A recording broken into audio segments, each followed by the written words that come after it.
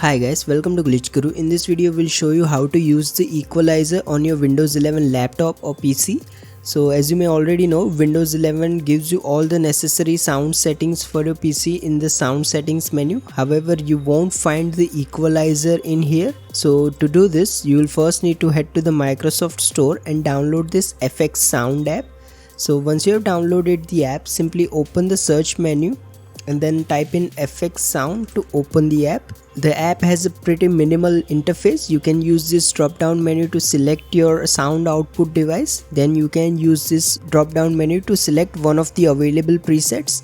You can also adjust the frequencies directly from here to create a custom preset. Once you have created your preset, simply click on this hamburger icon and then click on this save new preset option. Now simply enter a name for your preset and hit enter.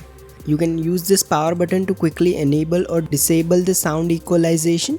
You can close it from here. To reopen the sound equalizer, simply click on this arrow.